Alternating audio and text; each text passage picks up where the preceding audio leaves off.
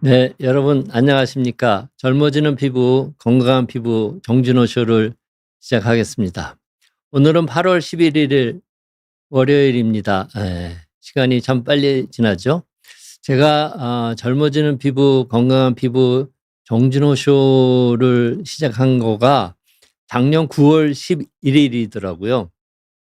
오늘이 8월 11일이니까 이제 11달이 지났는데 정말 시간이 빨리 지난 것 같아요. 그래서 다음 달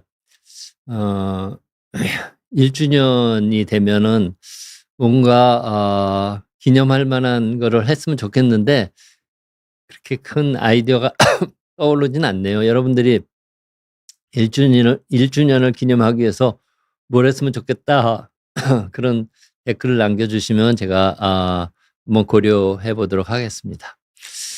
저는 요즘에 날씨가 더워서 이제 기운이 없고 밤잠을 설치고 그러잖아요.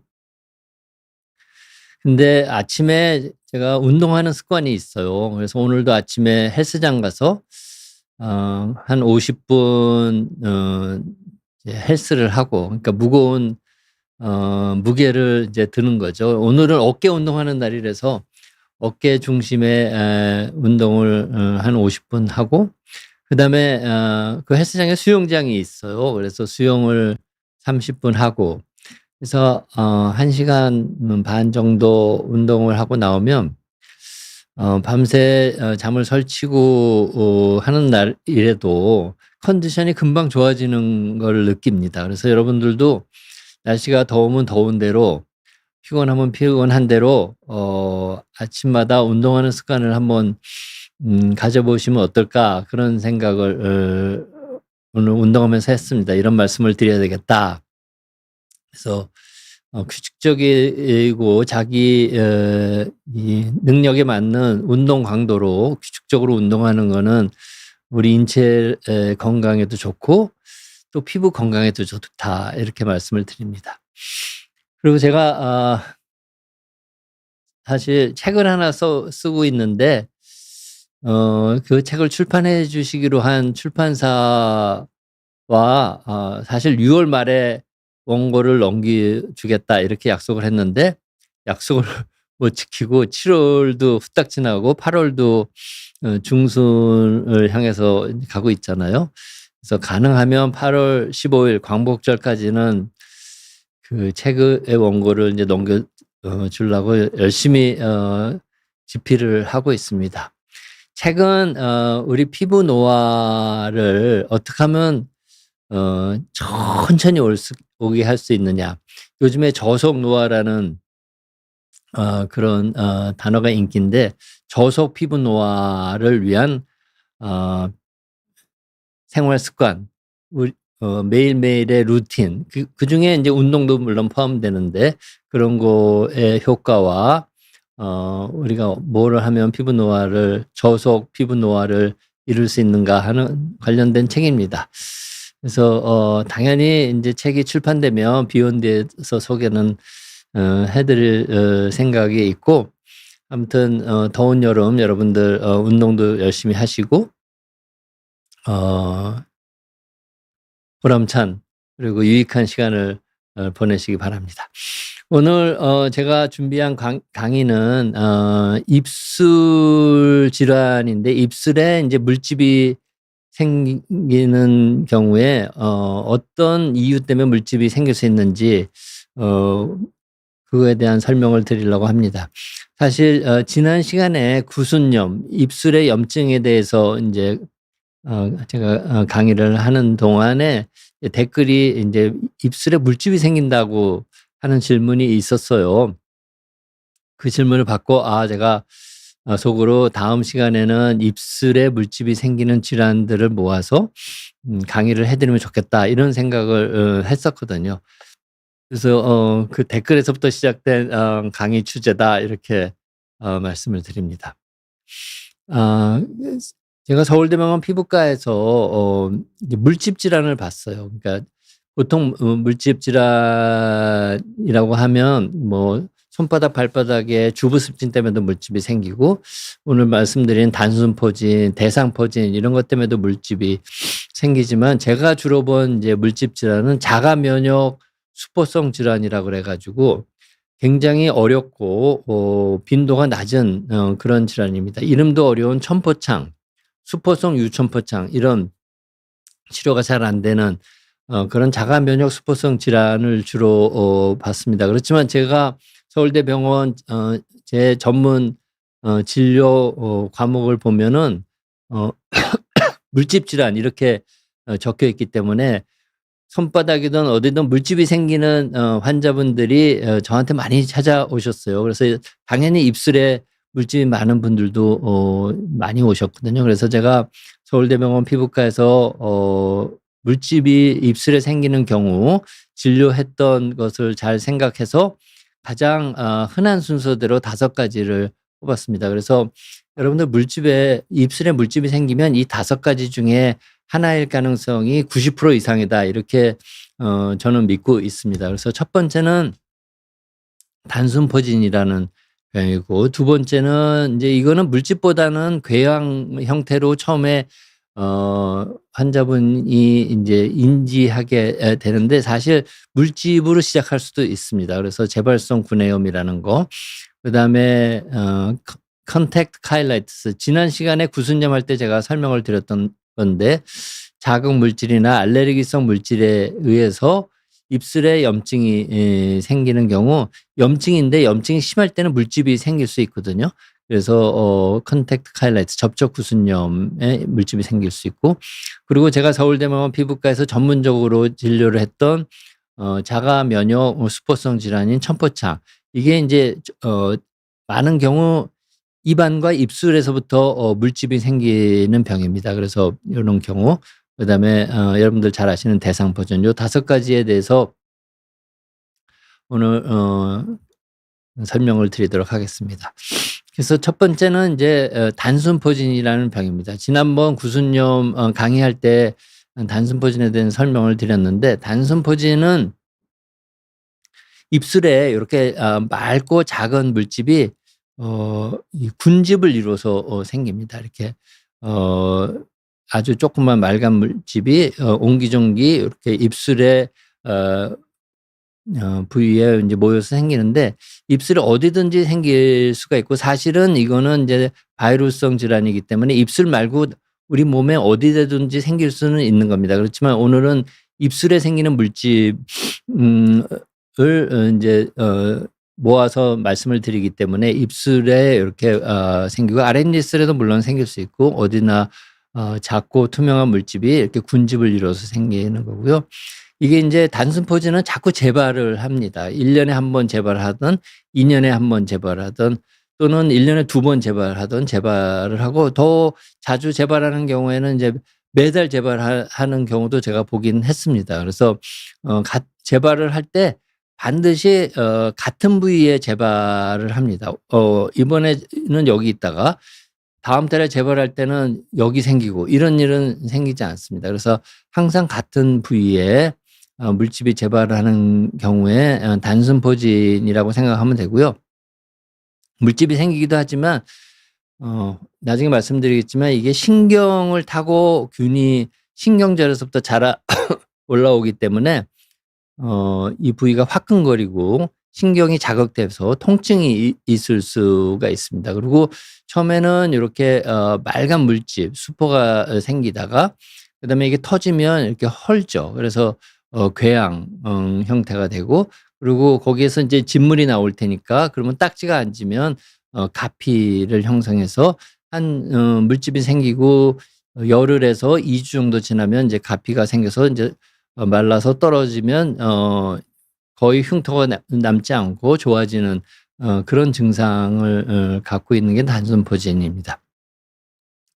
단순포진은 왜 생기느냐? 이거는 바이러스성 질환이에요. 그래서 herpes simplex 바이러스 또는 단순포진 바이러스라고 그래서 HSV 우리가 얘기하고 타입이 2가지가 있습니다. 타입 1이 있고 타입 2가 있는데 이 단순포진은 우리 몸 어디에서나 생길 수 있잖아요. 그래서 우리 몸 어디나 생기는데 배꼽을 중심으로 해서 배꼽 위에 생기는 경우에 많은 바이러스가 타입 1 바이러스고요.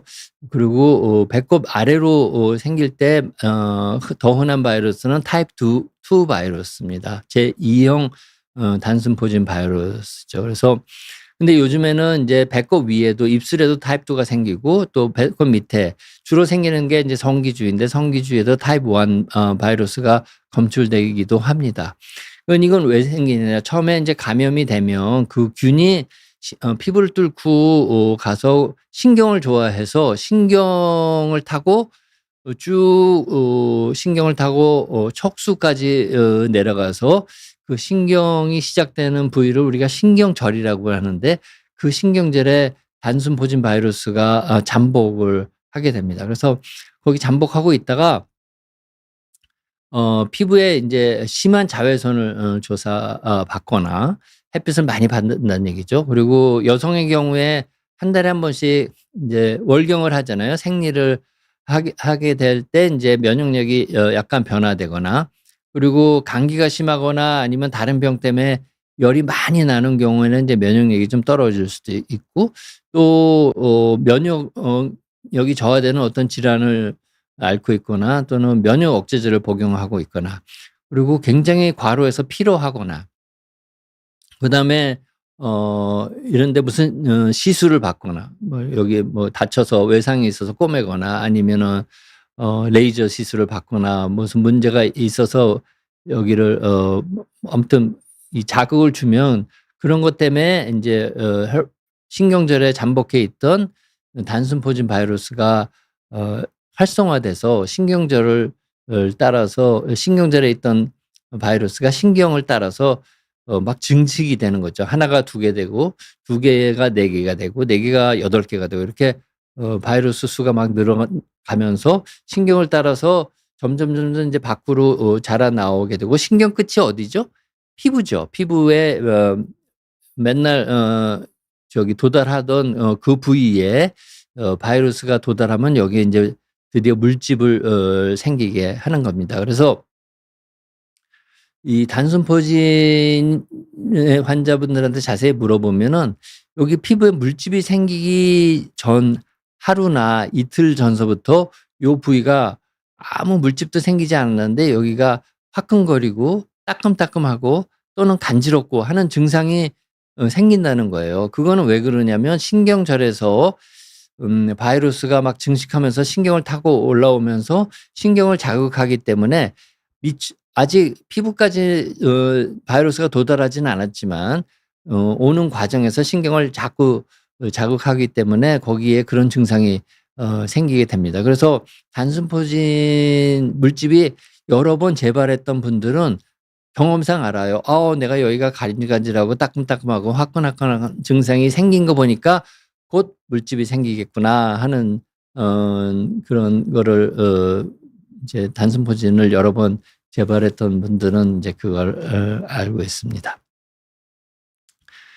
그러면 이게 1 년에 1번 또는 1 년에 2번 어떤 사람은 더 자주 여기에 물집이 생기고 입술이 부르트고 딱지가 안 찌니까 보기도 흉하고 아무튼 신경이 쓰이잖아요. 그러니까 이거를 완치시키기를 원합니다. 완치시킨다는 거는 신경절에 잠복해 있는 이 단순포진 바이러스를 완전히 죽여서 다시는 이 단순포진 바이러스가 자라서 입술에 물집이 생기지 않도록 했으면 하는데 사실은 현대 의학에서는 아직 이 단순포진 바이러스를 완전히 죽여서 박멸시키는 그런 약제는 개발돼 있지 않습니다. 아직 현대 의학이 그만큼 발전을 못한 거죠. 그러니까 이 단순포진 바이러스를 약을 먹어서 완치시키기는 힘들어요. 제가 능력이 없어서 힘든 게 아니고 세상 어딜 가도 아직 그런 약이 개발돼 있지 않기 때문에 완치는 힘듭니다. 그렇지만 인제 항바이러스제가 나와 있어요, 먹는 약이. 이 먹는 약은 이 바이러스를 죽이진 못해도 바이러스가 하나가 2개 되고 2개가 4개 되고 4개가 8개 이렇게 분열되는 거를 막아주는 그런 효과는 있습니다. 그래서 이렇게 물집이 생기고 난 다음에는 먹어봐야 효과가 없고, 물집이 생기기 전에 경험상 여기가 간질간질하고 따끔따끔하다. 몇 달 만에 여기가 갑자기 간질간질하고 따끔따끔하다. 그러면 이 자꾸 재발했던 사람은 경험상 압니다. 이게 단순포진이 재발하고 있구나. 하려고 신경을 타고 올라오고 있구나. 그런 걸 알기 때문에 그럴 때 이 발트렉스나 판비어 같은 약을 먹으면 증식을 억제해서 거기서 멈추고 입술까지 물집이 바이러스가 안 와서 입술에 물집이 안 생기게 멈추게 할 수 있습니다. 그러니까 물집이 생기기 전에 그런 전구 증상이 있을 때 먹으면 이게 물집이 안 생기게 할 수는 있는데, 물집이 생긴 이후에는 이걸 먹어봐야 상처가 치유되는 그 기간을 그렇게 단축시킬 수가 없다는 거고요. 바르는 약도 있어요. 많은 항바이러스제라고 아시클로버라는 상품명의 연고가 있는데, 이거는 물집이 생기고 나서 바르면 거의 효과가 없다고 보시면 됩니다. 그래서 입술에 물집이 생기는 질환 제일 많은 질환은 단순포진이다, 이렇게 말씀을 드리겠습니다. 두 번째는 이제 재발성 구내염, 아프타 구내염이라고도 하고 영어로는 리커런트 아프터스토마타이티스라고 합니다. 그래서 여기 입술이잖아요. 여기 입술인 건 아시겠죠? 입술에 이렇게 이제 궤양이 이제 생긴 겁니다. 그래서 굉장히 이렇게 헐어 있으니까 아프죠. 이 재발성 구내염, 아프타 구내염은 굉장히 흔해요. 전체 인구의 10 내지 20%가 이걸 경험한다고 알려져 있고, 주로 혀나 아니면 이 뺨 안쪽의 구강점막 또는 혀 밑에 구강점막 이런 데 주로 생기는데, 이렇게 입술 안쪽 점막에도 이제 생기게 됩니다. 그래서 대부분은 이제 궤양으로 발견되지만 처음에 수포로 생길 수가 있고, 이거 왜 생기느냐? 대개는 이게 굉장히 흔하다고 했잖아요. 저도 가끔 생기는데, 저는 이제 양치질을 할 때 칫솔질을 이제 살살살살 하면 좋은데, 빡세게 하다가 미끄러지면 칫솔 끝이 잇몸을 찌르거나 아니면 이 구강 점막 어디를 확 세게 찌르면 거기에 외상이 돼서 거기가 이렇게 허는 경우도 있고, 스트레스를 받거나 해도 아프타 구내염이 이런 궤양이 생기고요. 또 호르몬의 변화가 생깁니다. 여성의 경우 생리할 때마다 이제 생길 수도 있고, 임신하면은 생기고, 폐경이 돼도 이런 게 생긴다고 알려져 있습니다. 그리고 음식이나 약물의 과민 반응으로도 생기고요. 또 비타민이 부족해도 이제 생기는 걸로 알고 있고, 또 입안에 어떤 균이 이제 많이 증가되면 그 균에 대한 알레르기 반응으로 생길 수도 있고, 또 베체트라는 병이 있어요. 제가 언젠가 한번 방송을 한 걸로 생각하는데, 베체트병의 제일 많은 증상, 꼭 있어야 되는 증상이 이 재발성 구내염, 아프타 구내염이 있어야 된다 하는 게 잘 알려져 있습니다. 그래서 이런 원인 때문에 이 재발성 구내염이 생기고요. 치료는 이제 아직 원인이 확실하지가 않기 때문에, 원인이 이렇게 많다는 거는 확실한 원인 하나가 있는 게 아니기 때문에 원인 치료를 하기는 어려웠고, 구내염이니까 염증이잖아요. 입술에 염증이 생기는 거니까 염증을 가라앉힐 수 있는 콜친정, 뎁손정, 이게 비교적 부작용이 없기 때문에 제가 서울대병원 피부과에서 이런 재발성 구내염 환자분들이 오시면 처음에 콜친정을 쓰고, 이게 잘 안 들으면 이제 뎁손정을 쓰고, 바르는 약으로 알보칠 같은 걸 바르게 했습니다. 그리고 스테로이드 같은 거는 물론 항염증 효과가 좋기 때문에 사용하면 금방 좋아지긴 하는데, 스테로이드가 워낙 부작용이 많기 때문에 저는 많이 사용하지는 않았습니다. 그리고 이런 것들이 이제 잘 됐기 때문에 이렇게 된다. 그래서 입술에 물집이 생기거나 아니면 입술이 헐었을 경우에, 특히 입술 안쪽이 헐었을 때 두 번째로 많은 질환이 재발성 구내염, 아프타 구내염이다, 이렇게 말씀을 드리겠습니다. 그다음에 인제 접촉 구순염, 그러니까 입술에 생기는 접촉 피부염이죠. 접촉 피부염이라는 건 뭐냐? 어떤 물질이 우리 입술에 부 인제 접촉했을 때 우리 피부와 잘 안 맞아서 거기에 염증이 생기는 걸 인제 접촉 피부염이라고 하잖아요. 그 접촉 피부염은 인제 염증이니까 염증의 증상들이 나타나는 거예요. 염증이 생기면 피부가 가려워지죠. 염증이 생기면 피부 장벽이 망가지기 때문에 피부에 있는 수분이 밖으로 도망가서 피부가 건조해지죠. 염증이 생기면 당연히 피부가 붓게 되죠. 그래서 부종이 생기고, 염증이 급성으로 심하게 생기면 이렇게 잔 물집이 생기게 됩니다. 그리고 물집이 터지면 이제 진물이 나고, 진물이 말라붙으면 가피, 딱지가 앉게 되고, 또 구각, 입술의 양쪽 끝에 염증이 생기는 그런 증상이 나타나고요. 나중에 원인을 설명할 때 말씀을 드리겠지만,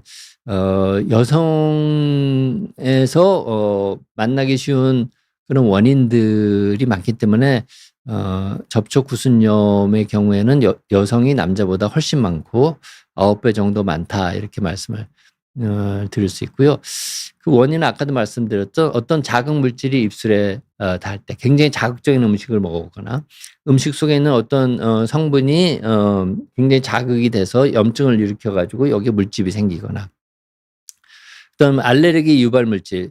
다른 사람은 괜찮은데 자기만 유독 어떤 물질이 닿으면 알레르기성 접촉 피부염이 생기는 그런 경우가 있거든요. 어떤 립스틱에 들어가 있는 성분이, 어떤 향료 성분이 자기 피부와 맞지 않아서 인제 알레르기 접촉 피부염을 일으키거나, 립밥도 마찬가지고 어떤 치약을 쓰기만 하면 입술에 물집이 생기거나 입술에 이런 구순염이 생기는 경우는 그 치약에 들어가 있는 어떤 성분이 자기 피부랑 맞지 않아서 그런 겁니다. 그리고 여성의 경우는 이제 매니큐어를 바르고 그 매니큐어를 바른 걸로 입술을 자꾸 만지면 매니큐어 때문에 여기 접촉 피부염이 생길 수 있고요.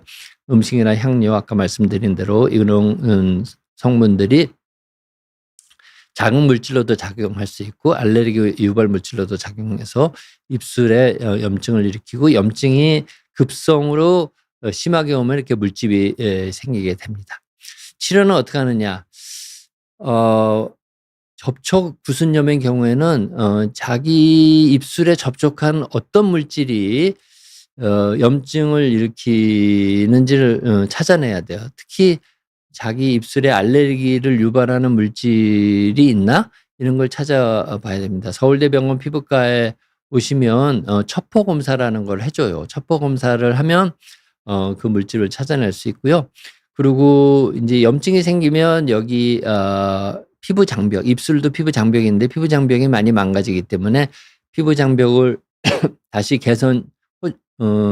개선시키고 치유하고 또 정상화할 수 있는 그런 보습크림, 입술에 바르기 좋게 만든 보습크림을 발라주시는 게 좋습니다. 그리고 제가 오늘 다른 때와 마찬가지로 여러분들한테 선물로 드리려고 가져왔는데, 이 스누실 크림, 제가 만든 이런 국소적으로 피부 장벽이 망가진 데 바르면 좋은 그런 보습크림 바르시면 되고요.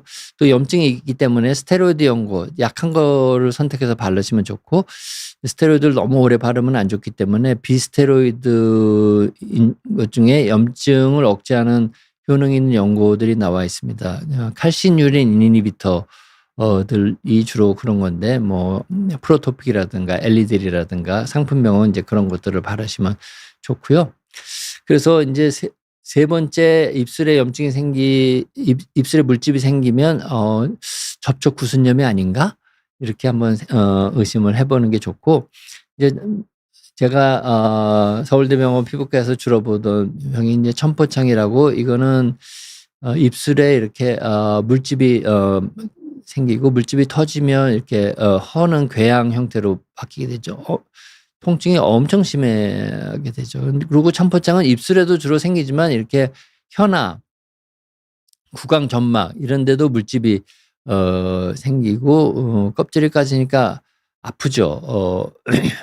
이거 왜 생기느냐? 이거는 제가 말씀드렸듯이 자가 면역 기전에 의해서 생깁니다. 그래서 우리 표피나 점막은 이제 각질 형성 세포가 이렇게 층층이 쌓여 있잖아요. 그러게 세포가 서로 이제 따로따로 떨어지면 안 되니까 그거를 부착시키는 단백질이 있어요. 그걸 우리가 결합체라고 불러요. 그러니까 각질 형성 세포, 표피를 구성하는 각질 형성 세포를 이렇게 부착해 주는 그런 구조물이 있는데 그게 이제 결합체, 영어로는 이제 데스모즘이라고 하는데 이 데스모즘을 구성하고 있는 단백질을 공격하는 항체가 생깁니다.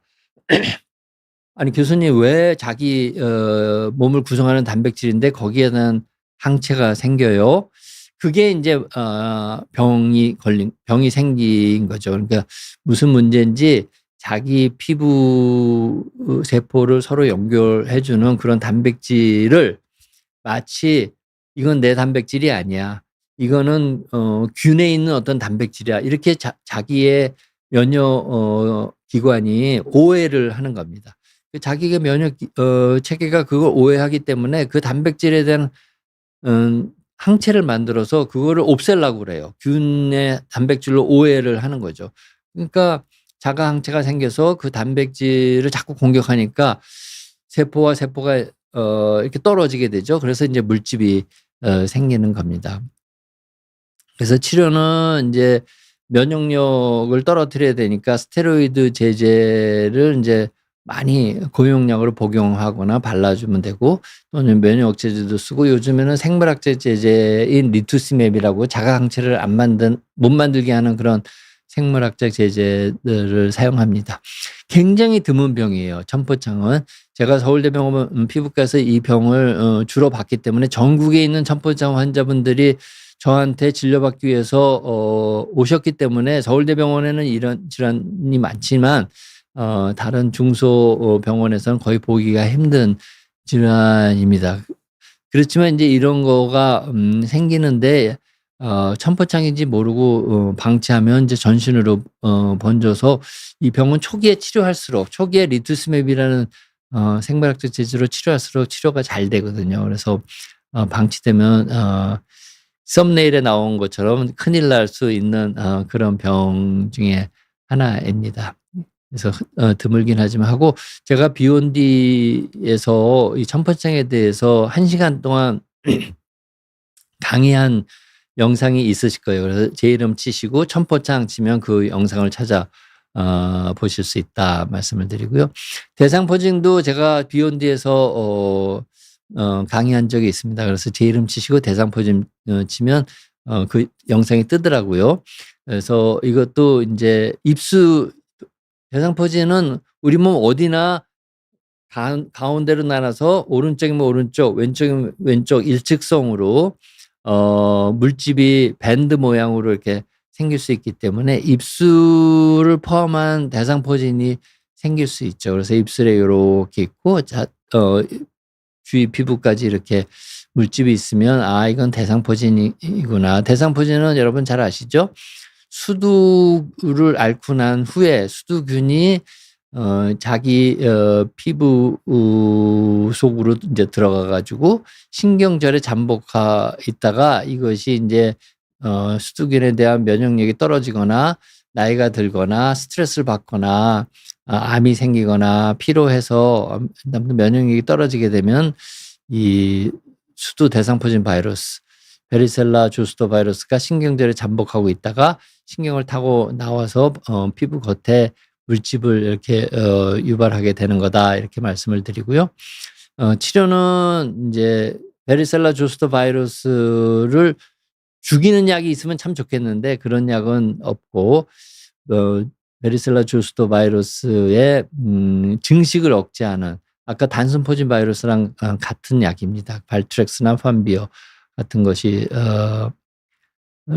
이제 드시면 그것도 초기에 드시면 물집이 생기려고 할 때 그때 드시면 제일 효과적이고 또 대상포진의 치료의 목적은 포진 후 신경통 물집이 다 좋아지고 난 후에도 그 부위에 신경통이 남아 있는 경우가 있거든요. 이것이 생기지 않도록 초기에 잘 치료하는 것이 인제 치료 목적이 되겠습니다. 그래서 제가 준비한 거는 다 말씀드렸는데 입술에 물집이 생긴다 그러면 원인 질환은 이 5가지 중에 하나일 가능성이 90% 이상이다. 물론 굉장히 드문 질환으로 다른 원인 때문에도 생길 수 있지만 제일 흔한 게 단순 포진, herpes simplex 바이러스에 감염되는 경우. 두 번째는 인제 물집보다는 궤양 형태로 많이 생기지만 recurrent abscess stomatitis, 재발성 구내염이 이 입술에 생길 수 있고, 세 번째는 입술에 닿는 물질 때문에 입술에 닿는 물질 알레르기 물질 때문에 여기에 인제 입술에 물집이 생기는 접촉 구순염일 경우. 그다음에 굉장히 드물긴 하지만 한번 걸리면 고생을 많이 할 수밖에 없는 자가 면역 질환인 천포창 때문에 물집이 생기거나 아니면 대상포진 때문에 물집이 생긴다, 이렇게 말씀을 드리겠습니다. 벌써 30분이 지났군요. 빨리 설명을 드리고 여러분들의 질문을 받으려고 그랬는데, 네, 제가 오늘 말씀드릴 건 다 말씀드렸고요. 제가 오늘 댓글이나 질문을 주신 분들한테 선물로 요 선크림, 제가 만든 주식회사 정준호 이펙트에서 만든 ABH 플러스 알 선스크린하고 국소적으로 피부 장벽이 망가져 있을 경우에 바르면 좋은 스노실 크림.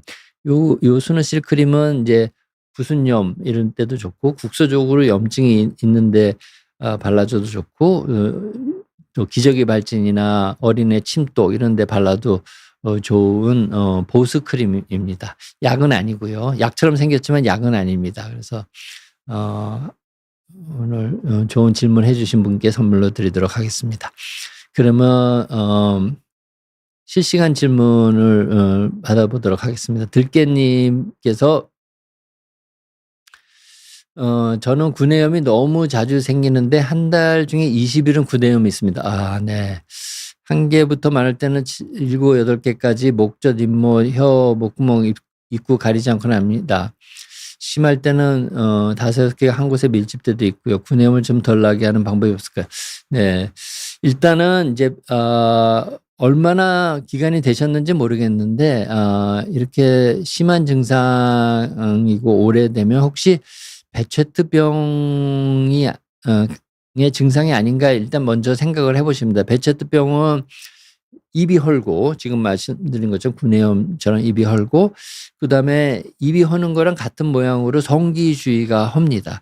이 성기주의가 허른 적이 있는지, 그다음에 눈에 염증이 나타나게 됩니다. 그래서 눈에 무슨 뭐가 떠다니거나 아니면 망막염이 있거나 이런 것이 있는지 안과를 한번 가 보시면 좋고요. 그다음에 패서지라고 그래 가지고 이제 우리가 피부에 생리식염수를 조금 주사했을 때 2-3 일 후에 거기에 고름이 잡히는지 그런 걸 봐서 배체트병을 진단을 하기도 하거든요. 그래서 배체트병인지 일단 확인해 보시는 게 필요할 거라고 생각하고요. 구내염의 치료는 이제 어떻게 치료하시는지는 여기 적지 않으셔서 잘 모르겠는데, 아까 제가 말씀드린 것처럼 콜친정이라고 하는 그런 먹는 약을 먹어도 잘 듣는 경우가 많고, 그거 잘 안 들면 뎁손정이랑 같이 해서 치료를 해 보시면 좋겠다, 이런 생각이 들고요. 이비인후과보다는 피부과 전문의를 찾아서 치료받으시면 좋겠고, 서울대병원에 진선필 교수라고 계세요. 그분한테 한번 예약을 해서 진료를 받으시면 좋겠다, 이렇게 말씀을 드리겠습니다. 네, 오영도 님이 교수님 헤르페스 바이러스 항생제 복용하면 완전히 사라지나요? 네. 오영도 님 안녕하세요. 헤르페스 바이러스는 바이러스니까 항생제는 세균, 박테리아를 죽이는 그 약이니까 항생제는 헤르페스 바이러스에는 전혀 효과가 없습니다. 그리고 헤르페스 바이러스를 이제 죽이는 약은 제가 아까 말씀드렸죠. 아직 현대의학에서는 개발되지 못하고 헤르페스 바이러스의 분열, 2개가 3개 되고 2개가 4개 되고 이렇게 분열하는 거, 하나가 2개 되고 이렇게 분열해서 균이 막 증식하는 거를 억제할 수 있는 약들은 2-3가지가 나와 있습니다. 그래서 항생제, 헤르페스 생겼다고 항생제 먹어도 전혀 효과가 없습니다. 네, 그건 잘 아시면 좋을 것 같고요. A진님이 입술 피부가 다른 피부에 비해서 연약한 편인가요? 입술을 뜯는 습관이 있어서 걱정이 됩니다. 어떻게 하면 이 습관을 없앨 수 있을까요? 네, 의지력의 문제라고 생각합니다.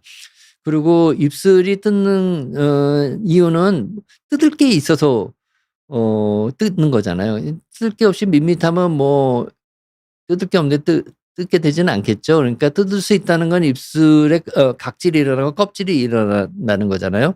입술에 각질이 일어나고 껍질이 일어난다는 건 입술이 건조했다는 거고, 입술이 건조했다는 거는 입술의 피부 장벽이 많이 망가져 있다는 겁니다. 그래서 입술이 피부 장벽이 망가져 있어서 입술 피부가 건조하고, 그래서 이제 각질이 일어나니까 자꾸 뜯고 싶으니까 이제 뜯으니까 뜯으면 이제 피부 장벽이 또 망가져서 이제 악순환이 반복되는 거죠. 그래서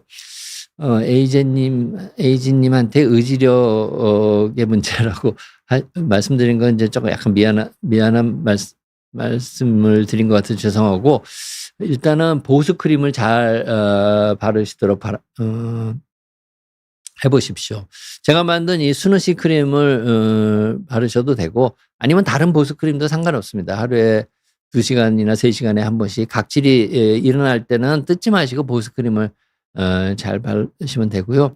그리고 분명히 구순염이 있는 거예요. 입술에 염증이 있는 거예요. 그래서 제가 지난 시간에 강의한 구순염 편을 다시 한번 들어보시고 여기 염증이 있는 이유가 뭘까? 그런 걸 한번 생각을 해서 한번 자기 원인을 한번 찾아보시면 좋겠습니다. 제가 에이지님께 스누실 크림 하나 보내드릴 테니까 한번 발라보시기 바랍니다.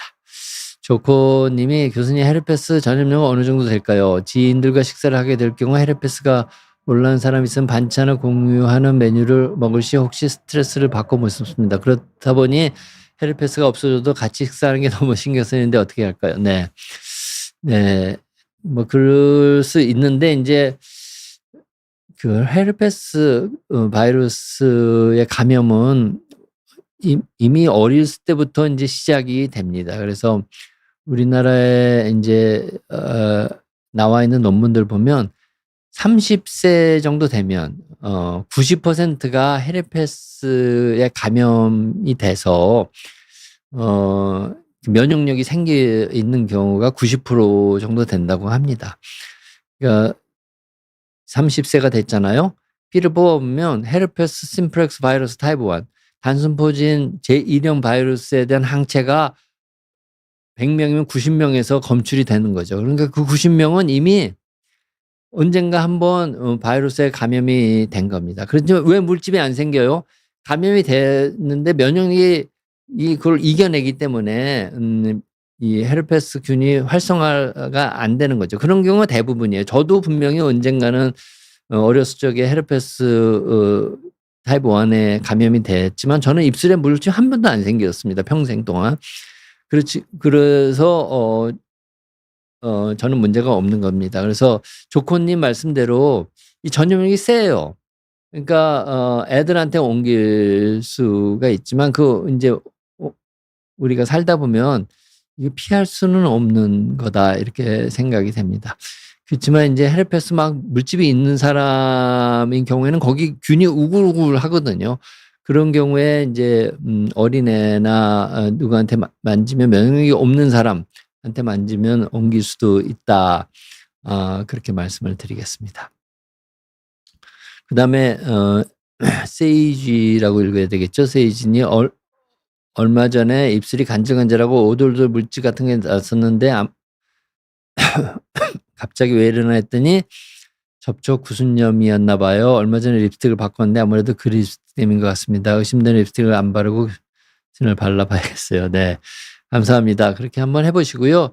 립스틱을 바르면 생기고 립스틱을 쉬면 안 생겼다가 그 립스틱이 아까워서 다시 바르고 발랐더니 또 생기고 그러면 그 립스틱이 원인일 수 있을 거라고 생각합니다. 네. 그다음에 그다음에 프리 JH 님의 질문을 받아볼까요? 네. 네, 어렸을 때부터 입술 헤르페스가 있어서 세 달에 서너 달에 한 번쯤 필요하면 헤르페스가 올라옵니다. 네, 그 정도 생길 수가 있습니다. 주로 인중에 많이 나서 최대한 빨리 항바이러스제 발라서 잡긴 하는데 문제는 헤르페스와 함께 편두통도 온다는 겁니다. 정상적으로 왼쪽 머리 끝부분에 20-30초 정도 간격으로 짜릿하게 일상생활에 불편함이 많다고 하시네요. 혹시 헤르페스가 입술 주변이 아니라 편도 쪽이나 머리 쪽에 생기는 것인지도 궁금합니다. 이럴 때는 경구용 항바이러스를 먹어야 되는 걸까요? 네. 네, 여기서 이제 제가 몇 가지 입술에 이제 헤르페스 물집이 생기시는 거잖아요. 3달에나 4달에 한 번. 여기 이제 헤르페스가 있는 게 맞고요. 그다음에 인중에 나왔을 때 빨리 항바이러스제를 발라서 잡는다고 하셨는데 그거는 바이러스제를 발라서 이게 빨리 좋아지지는 않는 걸로 논문에 나와 있습니다. 그래서 제가 아까 말씀드렸죠. 물집이 생기려 그러면 아마도 물집이 생기기 전에 그 부위에 간질간질, 따끔따끔, 화끈화끈 아무튼 평소에 없던 이렇게 느낌이 달라지는 거를 느끼시는지 모르겠는데 대부분 느끼세요. 못 느끼시는 분도 있긴 합니다만 대부분은 이제 그런 걸 느끼시는데 그렇게 느끼시면 그때 항바이러스제를 3-4일 드시면 물집도 안 생기고 아마 왼쪽 머리 부분에 이 짜릿짜릿한 편두통 같이 생기는 것도 없어질 가능성이 있습니다. 제가 말씀을 드렸죠. 물집이 생기기 전에 헤르페스균은 저 신경절에 있어요. 척추 근처에 신경절에 있다가 신경을 타고 입술까지 오니까 머리를 지나는 신경이 자꾸 자극을 되니까 이 편두통 같은 증상이 생길 수도 있습니다. 그래서 입술 주변에 이제 헤르페스가 있는데 목근형이나 아니면 머리 쪽 어디에도 생기는 거 아니냐 이렇게 물으셨는데 그런 건 아니고 이제 신경을 자꾸 이 자극하니까 그런 신경 자극이 증상이 일로 오는 거다 이렇게 생각이 됩니다. 그래서 프리 H님은 물집이 생기기 전에 그런 증상이 정구 증상이 하루 이틀 전에 나온다면 그때 바이러스제를 3-4일 드시면 좋겠다 이런 생각이고 이 바이러스제는 전문 의약품이기 때문에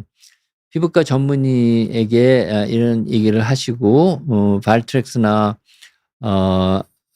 그 판비오나 이런 거를 받아놨다가 그런 증상이 있을 때 바로 드셔보시면 좋겠다 이런 생각이 듭니다. 도움이 되셨기를 바라겠습니다. 그다음 질문을 받도록 하겠습니다. 아희님께서 천포창이 유전이 되나요? 이렇게 물어보셨는데 천포창은 유전은 되지 않습니다.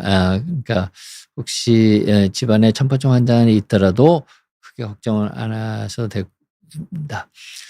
그다음에 오은호 님이 여드름에 디페린계를 발랐는데 각질이 너무 일어나는데 어떻게 하나요?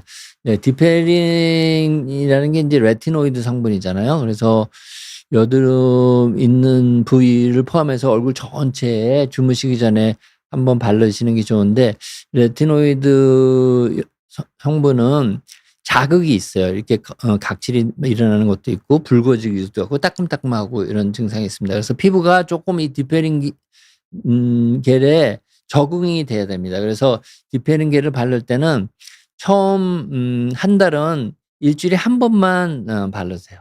그다음에 한 달이 지났는데 피부가 괜찮다. 그러면 일주일에 2번을 그다음 한 달에는 일주일에 2번을 바르시고 일주일에 2번 발랐는데 괜찮다. 그러면 그다음 한 달은 일주일에 3번을 바르시고 이렇게 피부에 적응될 시간을 주면서 조금씩 증량을 바르는 횟수도 늘려나가고 바르는 양도 증량을 하는 게 좋고요. 이렇게 각질이 너무 일어나면 며칠 쉬셔야 됩니다. 며칠 쉬시면서 각질이 좋아지면 다시 바르되 바르는 횟수나 바르는 양은 좀 줄여가면서 각질이 너무 일어나지 않고 자극이 되지 않도록 그렇게 바르시면 좋겠다 이렇게 말씀을 드리겠습니다. 김송희 님 질문이 구내염은 이비인후과에 가야 되는 줄 알았는데 피부과에 가야 하는 줄은 몰랐어요. 네. 그런 이제 이비인후과에서도 보고 피부과에서도 보는 그런 질환들이 많죠. 구내염도 그렇고요. 그래서 어떤 이제 두 과가 "이 병원 자기 과에서 봐야 더 잘 치료해." 이렇게 인제 얘기를 하는데 구내염은 뭐 이비인후과에 가서도 인제 치료를 하셔도 되는데 원래 이비인후과는 수술하시는 과예요. 그래서 축농증도 수술하고 뭐 구내염 저기 중이염도 수술하고 뭐 이런 후두암도 수술하고 이런 수술하는 과고 그래서 피부과에서 인제 구내염을 치료하는 것이 맞습니다. 그래서 서울대병원 피부과 제가 있을 때 이비인후과 선생님들이 인제 구내염으로 이비인후과에 오는 외래에 오는 환자들을 다 피부과로 이렇게 보내 주셨거든요. 그러니까 서울대병원에서는 이비인후과에서는 구내염을 잘 보지 않으려고 하시더라고요. 네. 그다음에 도도래 님이 "교수님 저는 다리에 유가종성 염증이 생겨서 CO2 레이저로 염증 부위를 다 파냈습니다. 살이 차오르고 현재는 한참 지났는데도 누르면 아프고 색이 검은데 흉터 레이저를 받아도 될까요? 받으면 도움이 될까요?" 네. 글쎄요. 제가 환자의 다리 상태를 직접 보지 못해서 말씀드리기가 좀 어렵습니다. 도도래 님 어느 병원에서 치료받으시는지 모르겠는데 치료받으시는 선생님과 잘 상의를 해 보시기를 권해 드리겠습니다. 제가 직접 보지 못해서 정확하게 답변을 못 해 드린 거 죄송하게 생각합니다. 네. 이영경 님 질문을 받아볼까요? "교수님 구내염 생긴 지 한 달이 되었는데 이 정도면 종양이나 아프다 궤양이 생긴 걸까요? 아니면 침샘 종양이 생긴 걸까요? 그것도 아니면 대상포진일지 무슨 과 진료받아야 될지 이비인후과에 가 봐야 될까요? 아니면 피부과에 가야 될까요? 교수님 간절하게 부탁드립니다. 제가 먹는 약도 있고 먹는 진료와 약이 많아서 구내염이 오래가는 걸까요? 바이러스 때문에 생기는 건지 궁금하다고 했는데 네. 한 달 동안 인제 같은 부위가 헐어 있는데 좋아지지 않으면 한번 병원은 가 보시는 게 좋을 것 같습니다. 피부과로 가 보시는 거를 저는 권해 드리고요. 좀 '큰 병원에 가시는 게 좋겠다.' 이런 생각을 드립니다. 먹는 약도 많으시고 하다는데 아무튼 한번 가 보시기 바라고 똑같은 자리에 물집도 생기고 여러 가지 가능성이 있습니다. 그 단순 부진의 가능성도 있는데 그거는 뭐 2-3 주면 좋아져야 되는 거고 뭐 천포창 글쎄요. 아무튼 이런 상담이 이렇게 글로만 해 가지고는 좀 어려운 점이 있다는 걸 이해해 주시고 이은경 님 피부과 대학병원 피부과를 한번 예약해서 가 보시는 게 좋겠다 이렇게 말씀을 드리겠습니다. 시간이 다 됐군요. 한두 분만 더 받겠습니다. 조코 님 입술 쪽에는 피지샘이 없는데 여드름 모낭염 생길 시 헤르페스와 구별하기 어려울까요? 무슨 뜻인지 잘 모르겠는데 입술에 여드름 모낭염은 생기지 않을 거라고 생각합니다.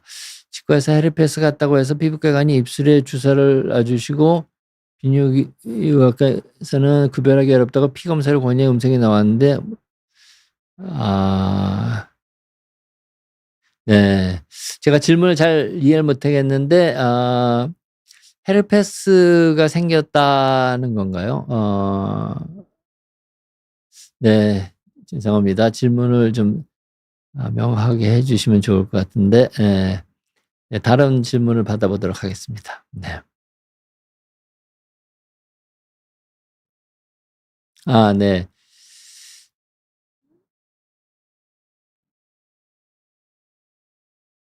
네. 시간도 다 됐는데 한두 분만 더 받아볼까요? 예. 이승현 님, 배체투와 다른 입술 이반 질환과 구분은 어떻게 하나요? 배체투는 진단하는 기준이 있습니다. 아까도 말씀드렸죠. 구강궤양, 성기궤양, 안과적 증상, 그다음 피부 증상, 그다음에 패서지 양성, 요 5가지 중에 4가지가 있으면 이게 배체투병으로 우리가 진단을 하는 겁니다. 그래서 배체투병은 꼭 입안의 병변만 있는 게 아니고 다른 장기 질환도 있는 거라서 아무튼 그런 진단 기준 때문에 의해서 진단을 하는 거고요. 다른 입안 질환과는 구분이 이제 비교적 쉽게 된다 이렇게 말씀을. 조코님이 입술에 헤르페스가 생긴 사람들은 대체로 그걸 너무 많이 만지는데 이걸로도 전염. 아무튼 헤르페스가 물집이 있을 때 거기 균이 우글우글하는 겁니다. 그래서 이게 그 균으로 이제 다른 사람 만지고 아기를 만지면 이제 전염이 될 수 있기 때문에 자기가 헤르페스 물집이 생길 때는 그 손으로 만지지 마시고 다른 사람과 접촉도 피하는 게 좋겠다 이렇게 말씀을 드리겠습니다. 네, 오늘 역시 1시간이 후딱 지났는데 오늘 제가 이거를 아까 누구한테 하나뿐이 못 드렸는데 제가 오늘 프리 JH 님에게 요거 스노실 크림 하나 보내드리고요. 그다음에 이현경 님 마음고생이 많으신 것 같은데 제가 그 R 선스크린을 보내드리도록 하겠습니다. 예. 한번 사용해 보시고 다음에 느낌이 어떠셨는지 댓글을 남겨주시면 더 감사하겠습니다. 네, 오늘 입술에 생기는 물집 질환에 대해서 5가지에 대해 설명을 드렸는데 도움이 되셨길 바라고요. 제가 다음 주는 방송을 못할 것 같고 그다음 주에 여러분들을 다시 뵙도록 하겠습니다. 오늘도 많이 참석해 주셔서 감사드리고 제가 계속적으로 여러분들 피부를 젊게 만들고 건강하게 유지하는 데 도움이 되는 말씀을 많이 드리도록 하겠습니다. 오늘 시청해 주셔서 감사드립니다. 감사합니다.